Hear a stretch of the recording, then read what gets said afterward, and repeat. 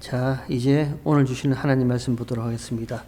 마태복음 7장 1절에서 6절의 말씀입니다. 여러분 성경책 다 펴시고요. 마태복음 7장 1절에서 6절 말씀 우리 함께 한 목소리로 길지 않는 본문이니까 함께 읽도록 하겠습니다. 하나님 말씀이라 합니다. 비판을 받지 아니하려거든 비판하지 말라. 너희의 비판하는 그 비판으로 너희가 비판을 받을 것이요 너희의 헤아리는 그 헤아림으로 너희가 헤아림을 받을 것이니라. 어찌하여 형제의 눈 속에 있는 티는 보고 내 눈 속에 있는 들보는 깨닫지 못하느냐. 보라, 내 눈 속에 들보가 있는데 어찌하여 형제에게 말하기를 나로 네 눈 속에 있는 티를 빼게 하라 하겠느냐. 외식하는 자여, 먼저 내 눈 속에서 들보를 빼어라. 그 후에야 밝히 보고 형제의 눈 속에서 티를 빼리라. 거룩한 것을 개에게 주지 말며 너희 진주를 돼지 앞에 던지지 말라. 저희가 그것을 발로 밟고 돌이켜 너희를 찢어 상할까 염려하라. 아멘. 계속해서 산 위에서 말씀하시는 예수님의 설교에 대해서 우리 살펴봅니다. 산상수훈이라 합니다. Sermon on the Mount. 산상수훈, 산 위에서 하시는 예수님의 설교.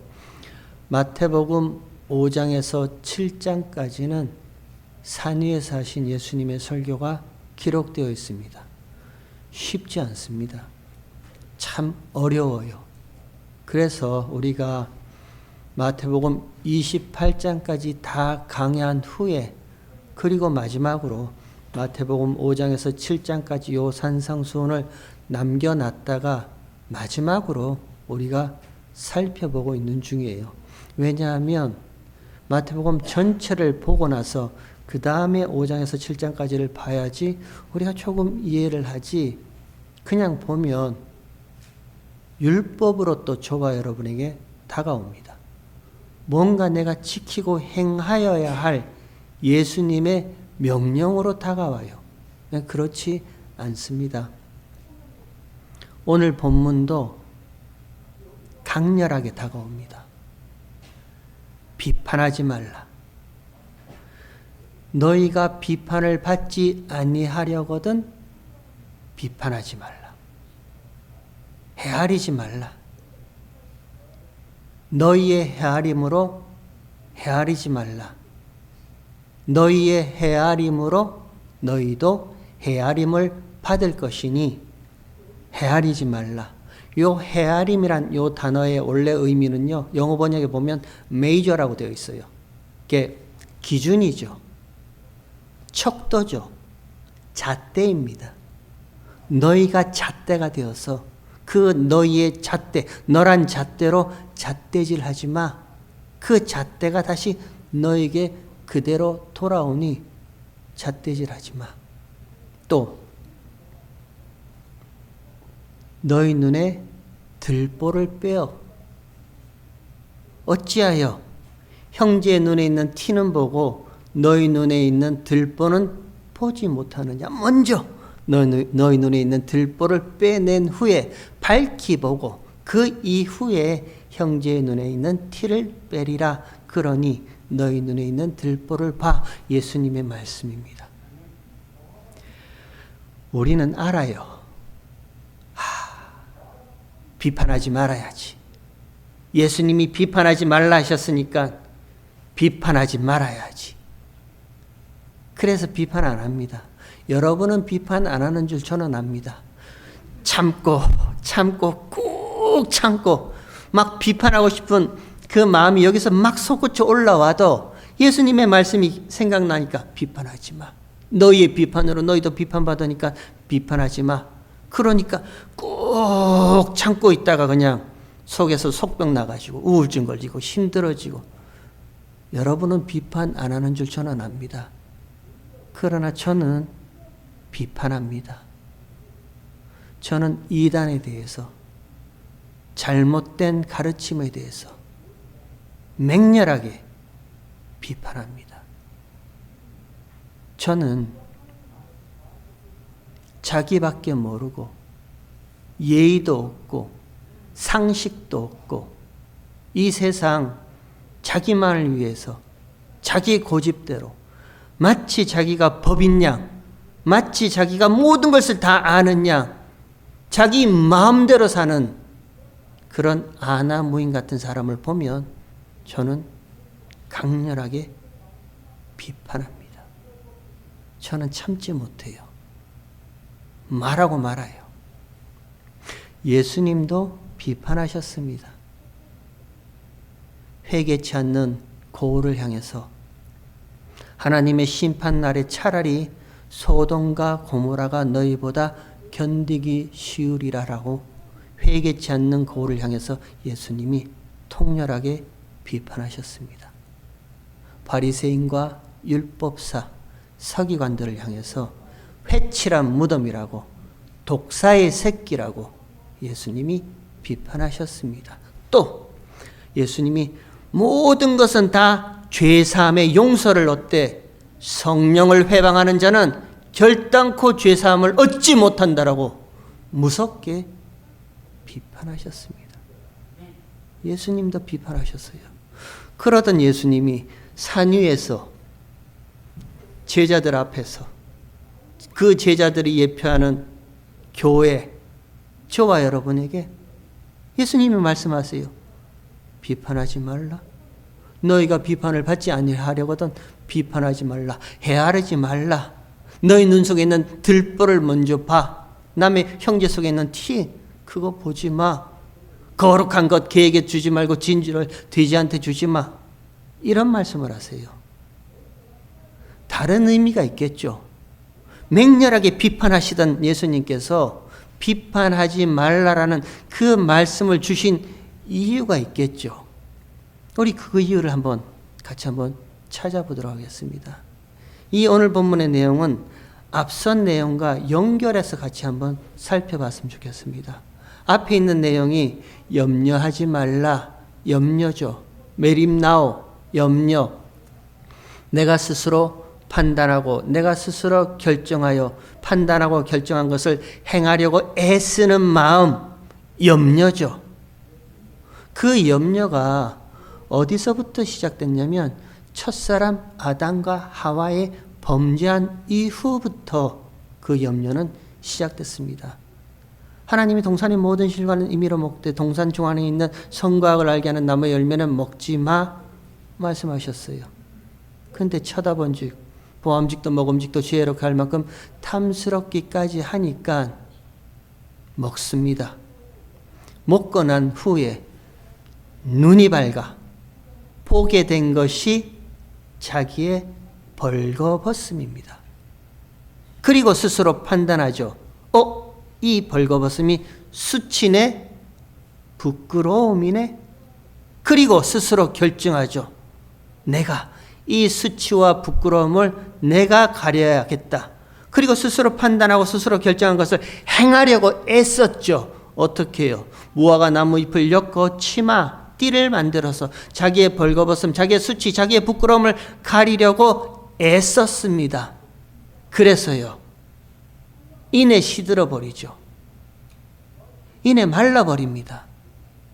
그것이 가려졌다면 그 수치와 그 부끄러움이 내가 만든 나의 이 무화과 나무 잎으로 영원토록 가려졌다면 괜찮아요. 행하려고 애쓰는 마음이 날마다 생기지 않아요. 근데 가렸더니 이내 시들어버립니다. 이내 말라버려요. 그래서 또 그것을 가리려고 내가 스스로 판단하고 결정한 것을 행하려고 애쓰는 염려함으로 또 가리고 또 가리죠. 그래서 죄인들의 삶은요, 이 염려함이 끊이지 않아요. 매일매일, 아니 매 순간마다 이거 수치네, 이거 부끄러움이네. 오늘 아침에 제가 교회를 오면서 라디오를 틀었어요. 복음 방송 이렇게 틀어서 목사님의 설교를 이렇게 듣고 왔습니다. 그 목사님이 딱 요 이야기를 하더라고요. 벌거벗음의 수치, 그 수치가 심해지면 세상 가운데 나는 쓸데없는 존재구나. 나는 쓸모없는 존재구나. 그런 생각이 든대요. 그리고 그 쓸데없고 쓸모없는 존재라는 생각이 심해지면 우울증이 걸린대요. 전 그 설교 딱 들으면서 그렇네. 멀리 갔더니 거기서 드는 생각이 수치죠. 부끄러움이죠. 그리고 그곳에서 앉아있을 때 드는 생각이 세상에 나 참 쓸모없는 존재네. 아무짝에도 쓸모없는 그런 존재네. 그래서 우울증이 걸리면요. 스스로 자기 목숨을 어떻게 하려고 그잖아요. 가려지면 좋겠어요. 왜 안 가려봤겠어요? 본인의 수치와 부끄러움과 그 부족함을 왜 안 가려봤겠어요? 얼마나 열심히 행하려고 애썼겠어요? 염려하는 마음으로 날마다 무화과 나무 잎으로 내 열심, 내 행함, 내 노력으로 얼마나 많이 가렸겠어요? 영원히 가려졌다면 괜찮지 않겠어요? 근데 안 가려진단 말입니다. 오늘 좋았다, 내일 또 낙심됐다가, 내일 좋았다, 그 다음날 또 푹 꺼졌다가, 좋았다가 꺼졌다가 반복되잖아요. 결국은 나 왜 이렇게 쓸데없이 아무짝에도 쓸모없는 인간인가, 그런 마음 들잖아요. 거기에 하나님이 찾아오신단 말입니다. 그렇게 멀리 간 아담과 하와에게, 숨어있던 아담과 하와에게 하나님이 찾아가세요. 그리고 그 이름을 불러주시잖아요. 아담아, 네가 어디 있느냐? 그리고 하나님이 하신 한 일이요, 자기 수치를 스스로 가리고자 했던 그 무화과나무로 잎으로 만든 그 치마를 벗겨버리시고 못으로 입혀주세요. 가죽옷, 영원히 시들지 않는 가죽옷. 그 가죽옷에 아담과 하와의 뭐 어떤 것이 보태진 것이 있어요? 그들이 무슨 노력이 들어간 것이 있어요? 아니요, 오직 하나님이 만드신 가죽옷이란 말입니다. 그러니까 은혜라는 거예요. 그 은혜로 덮어주셨단 말입니다. 우리 아까 찬양했죠. 모든 것이 은혜라면서요. 그 수치를, 부끄러움을 내가 가릴 수 있으면 은혜 저희 몰라요. 내가 내 삶 내가 잘 만족하고 살 수 있는데 은혜가 왜 필요해요? 근데 가릴 수 없으니까, 이 염려함이 끊임없이 나오니까 정말 그만 살고 싶다. 그 쓸데없다라고 생각하는 그 순간에 하나님이 찾아오셨어요. 거기에 내가 거기에 뭘 보탠 것도 없고, 나의 공로도 없고, 나의 열심도 없고, 나의 어떠한 아무것도 없는 그냥 하나님이 만드신 가죽은요, 영원히 시들지 않는 그 예수 그리스도 구원의 옷, 십자가의 옷, 은혜의 옷, 찬양의 옷을 입혀주신단 말입니다. 은혜로 덮어주세요. 그러니까 그 은혜로 덮여진 저와 여러분이, 나는 그냥 이 땅 가운데 쓸모없는 자로 태어났다가 쓸모없는 자로 가는 모양이다라고 그렇게 살았는데 어느 날 은혜가 임하니까 아니었네요. 하나님이 거기에 목적을 두고 계셨단 말입니다. 하나님이 사랑을 두고 계셨단 말입니다. 문제는 모두에게 다 이 은혜를 덮어주지 않는다는 거예요. 그게 문제예요. 하나님은 은혜 베풀 자에게는 은혜를 베풀고 긍휼히 여길 자는 긍휼히 여기신다 말씀하세요. 모두에게 다 은혜 베풀어 준다 아니했습니다. 하나님은 창세전 그리스도 예수 안에서 거룩하고 흠이 없게 하시려고 택하시고 예정하신 그 자들만을 위해서 하나님이 그 위에 은혜 줄 자에게 나는 반드시 은혜를 주고, 긍휼히 여길 자, 불쌍히 여길 자는 내가 반드시 그에게 긍휼의 옷으로 덧입혀 주신다 말씀하세요. 불편하죠. 그런 소리 들으면 우리는 불편합니다. 공평하신 하나님이 왜 공평치 않게 누구에게는 은혜를 베푸시고 누구에게는 왜 은혜를 베푸지 않느냐, 우리는 불편합니다. 근데 우리는 몰라요. 그건 하나님의 몫이고 하나님의 택함이고 하나님의 주권이에요. 저와 여러분은 몰라요. 근데 한 가지 아는 것은 있습니다. 인생을 살다가 뒤돌아보니까 그때 그 순간이 하나님이 은혜로 덮어주셨던 은혜의 시간이었구나. 우리 그거 알아요. 문득문득 안단 말입니다. 매일매일 알았으면, 매 순간 은혜로 산다고 알았으면 저와 여러분 이렇게 살지 않아요. 하루는 좋았다, 하루는 나빴다 이렇게 살지 않아요. 문득문득 그냥 내 의지대로 내 노력대로 내가 행한 대로 살다가 잘 되네, 잘 사나 보네. 그러다가 문득 무슨 일에 빵 부딪혀서요, 고개 숙이고 있다가 그 힘듦의 시간이 쭉 지나가고, 그리고 나서 어느 날 내가 살아왔던 시간들 이렇게 과거를 생각해 보면 하나님께서 그때 은혜로 덮어주셨구나. 이런 나를 긍휼히 여기셨고 불쌍히 여기셔서 불쌍의 그 긍휼의 옷으로 나를 덧입혀 주셨구나. 그때 비로소 하나님이 저와 여러분에게 주신 그 선물인 믿음이란 걸 가지고 내가 은혜 안에 있는 자, 예수 안에 있는 자, 긍휼 안에 있는 자 맞구나. 우리가 문득문득 알잖아요. 그리고 기도하잖아요. 하나님, 내가 은혜 안에 있다면, 하나님이 은혜 줄 자에게는 은혜를 주고 긍휼히 여길 자는 반드시 긍휼히 여기신다 하셨으니, 하나님께서 이런 나로 창세 전에 은혜 안에 두겠다라고 작정하셨다면 하나님 믿음으로 소망합니다. 끝까지 은혜 안에 있게 하여 주세요. 이 말씀 위에 굳게 서서 미끄러지지 않게 하여 주세요. 그러면서 저와 여러분의 그 다음의 인생의 길은요, 소망 가운데 믿음 가운데 살아가는 것이 신앙생활이잖아요. 우리는 그렇게 알아요. 은혜 안에 있고 믿음 안에 있고 긍휼 안에 있었다는 것을 알아요. 근데 그 반대로 은혜 밖에 있으면요, 긍휼 밖에 있으면요, 하나님이 그 마음의 강팍한 대로, 강팍한 마음대로 내어버려 두시면요, 강팍한 대로 살아요. 그 강팍함이 뭔데요? 첫사람 아담의 죄잖아요.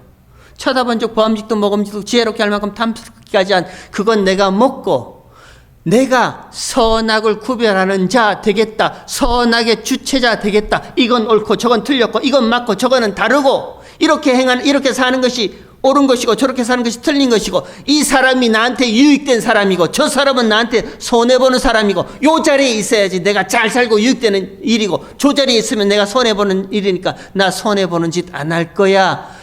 여러분, 그게 들보입니다. 그게 들보예요.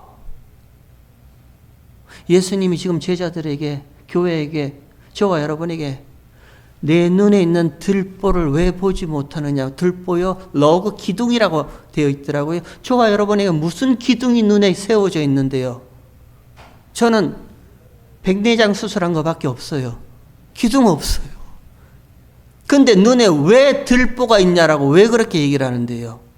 그게 들보예요. 첫사람 아담이 그것 먹지 말라는 그것 먹고 선악의 주체자가 되어서요, 이거는 선하고 저거는 악하고 이거는 맞고 저건 틀렸고, 그 옳고 그름의 판단의 주체자가 누구예요?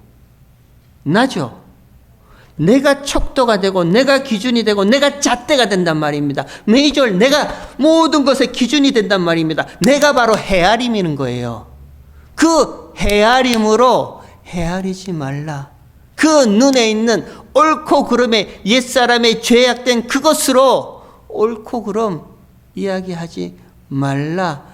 들보예요.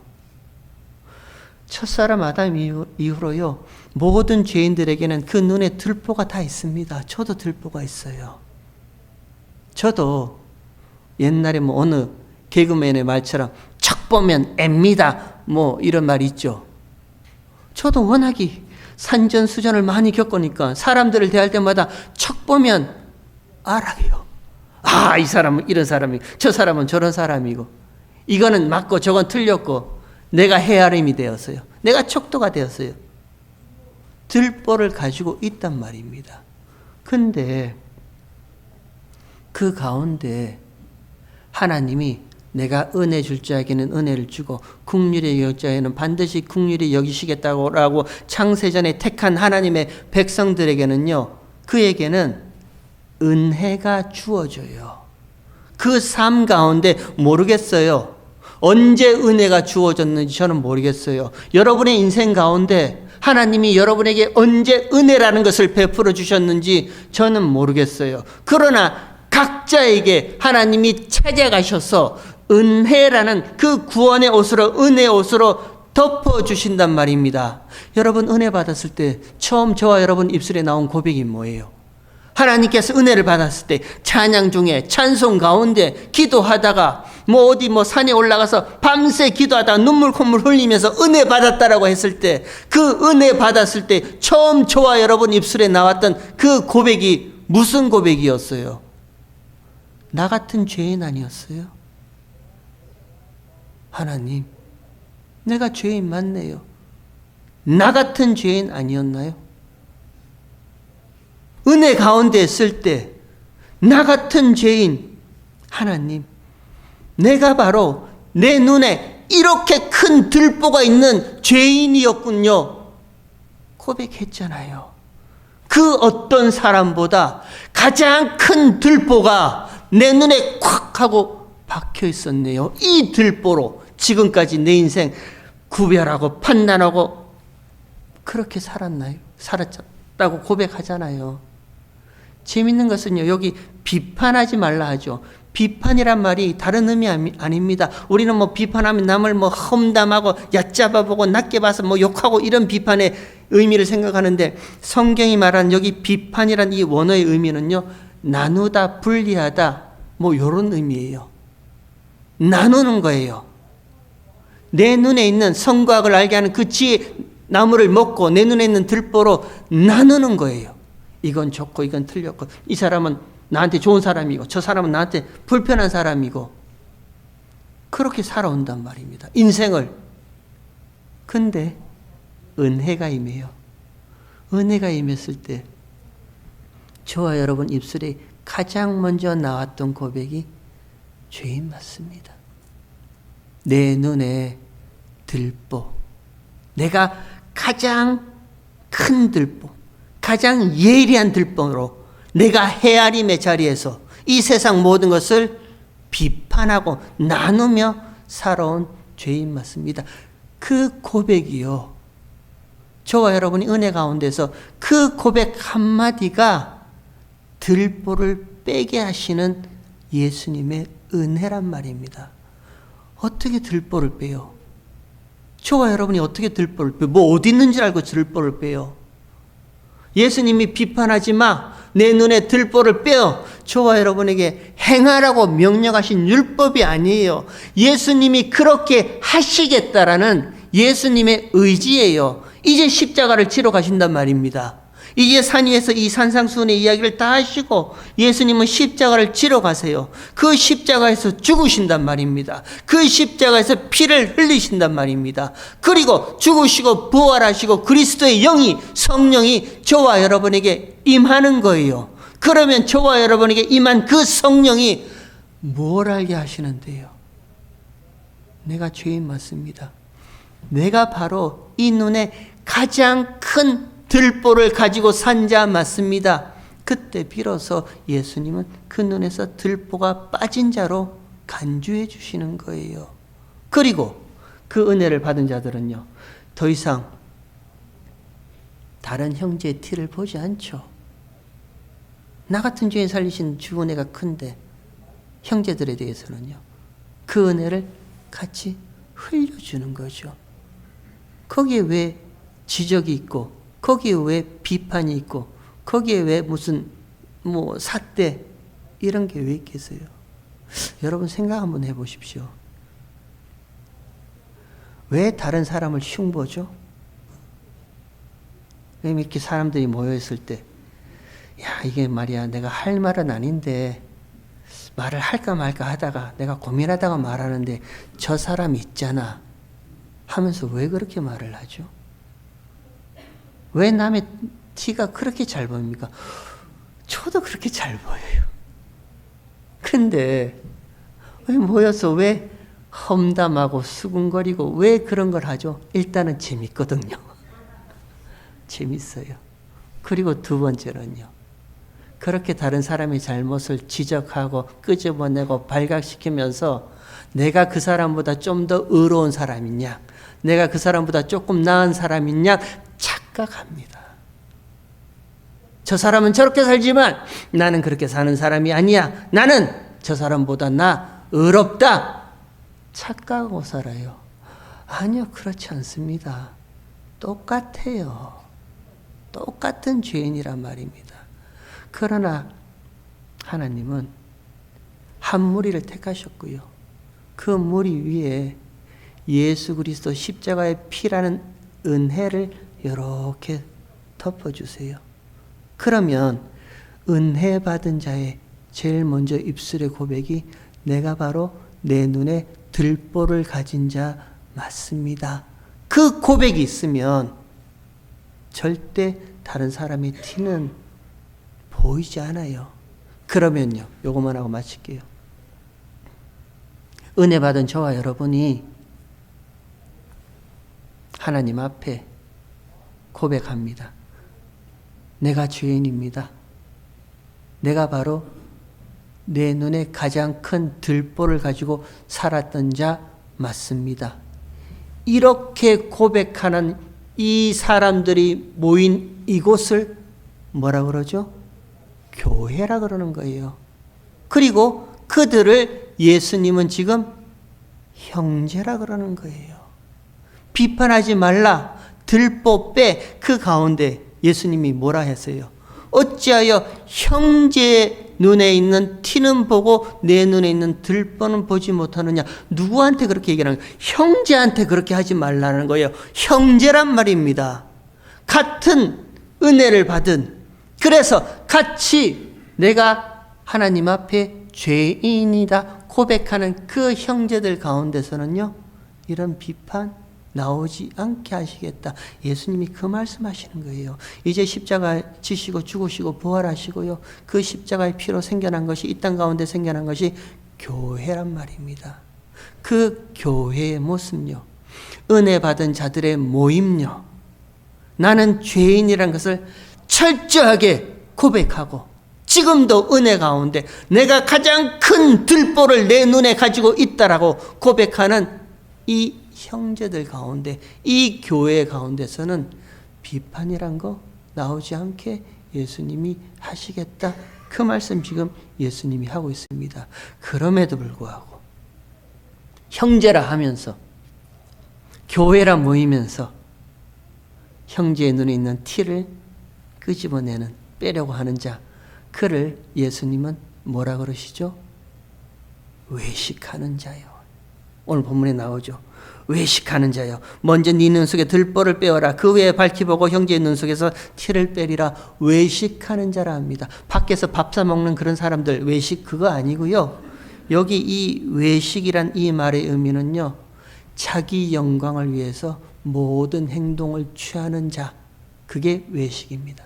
자기 영광을 위해서요. 어떻게 자기 영광을 취하는데요? 남을 욕해야죠. 형제의 눈에 있는 티를 보고 막 지적질하고 막 잘못됐다 비판해야죠. 그러면 자기한테 영광이 들어올 줄 알고, 그게 외식입니다. 그거 하지 않게 하시겠다는 겁니다. 그리고 나서요, 예수님이 마지막으로 거룩한 것, 진주, 개에게, 돼지에게 주지 마. 왜? 그것이 찢어지고 상할까 하니까 주지 마. 이렇게 얘기를 합니다. 여러분, 세상은 모릅니다. 세상 사람들에 대해서요, 은혜 이야기하면 못 알아먹어요. 그게 뭔데? 그게 무슨 가치가 있는데? 마치 거룩한 것을 개에게 주는 것처럼, 마치 진주를 돼지에게 주는 것처럼 짓밟아 버려요.